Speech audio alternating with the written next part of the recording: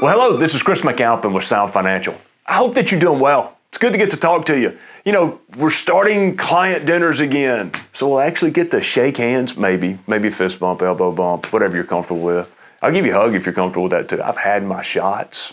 That means that I've got it's like a little card you carry around with you. Is that like never mind, I better not. I'm going to upset some people and make others laugh. So I'll stop. You know, one of the big things that we see people, or we hear talking a lot about right now, and I imagine that you, our clients, are going to have a lot of questions on, or what tax changes could be coming down the road and how might they affect you, okay? So a lot that's going on right now. Keep one big thing in mind, that President Biden and his team has tax proposals that he started presenting in the last couple of weeks, but they still have to get through a very narrowly divided Congress. And as a tax proposal goes through that process, congressmen and women are going to add in, take out, negotiate changes to those plans. So the big thing that I want you to one of the big things I want you to walk away from today is that nothing is certain. No one knows with any degree of certainty what's going to be passed and what tax laws we're going to be dealing with. Number two, the projection is that we can see these changes going into effect in January of 2022. And typically tax changes like that, if they start in January, they're not retro. So they're not trying to grab anything that's happening this year. I can't promise that. Don't hold me to that. Y'all know DC just as well as I do, and who knows what craziness could come out of there, okay?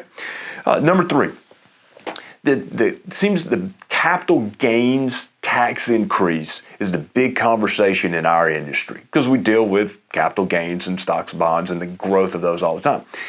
So there seems that they're targeting 39% and change capital gains tax, okay?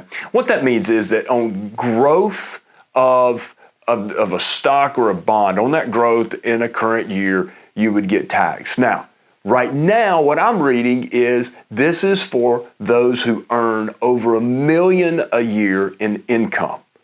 I'm reading that they're targeting those earning above $400,000, okay? But the only definitive predictions I'm seeing are $1 million and up.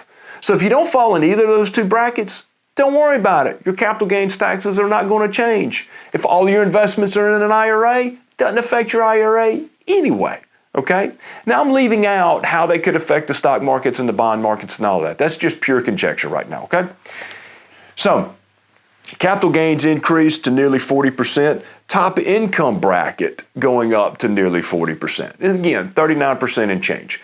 And that's going up from 37% up to 39% and change. And this is for those earners married filing jointly, above $500,000, a single payer around $500,000 to $600,000. So we're in that income bracket of above $400,000. So again, if that doesn't affect you, don't worry about it. You don't even have to listen to it anymore if you don't want to. Biden's team really seems to want to target that 400,000 number. So here are some predictions that my team gave me, that our team gave me from what they're reading. Purely a prediction. Don't know if it's going to be true or not.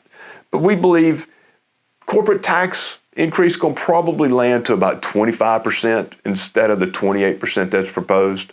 Capital gains increase land around 28% instead of the 39% and change. So there, if you want me to make a prediction, I'll take a stab at that, flip a coin to see if I'm right or not, because I'm not hanging my hat on that prediction right now, all right?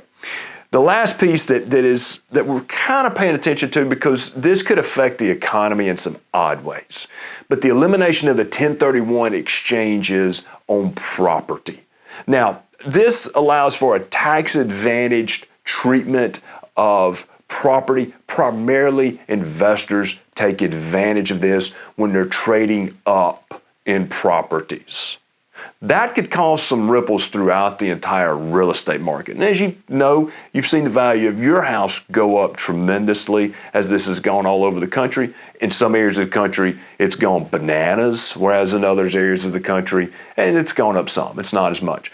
again, it's not worth trying to predict the future on this one. I don't know what will end up happening with the 1031 exchange, and I don't know exactly how it will affect the market. I've got my opinions, but I'd rather see some more facts first, okay?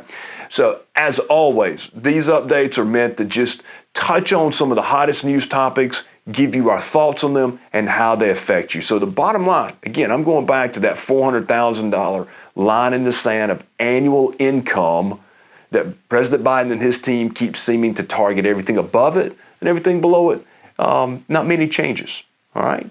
Hey, we appreciate the trust that you put into us to do financial planning with you, to manage your investment money, and you're getting the best we've got. I look forward to seeing you really soon. Thank you.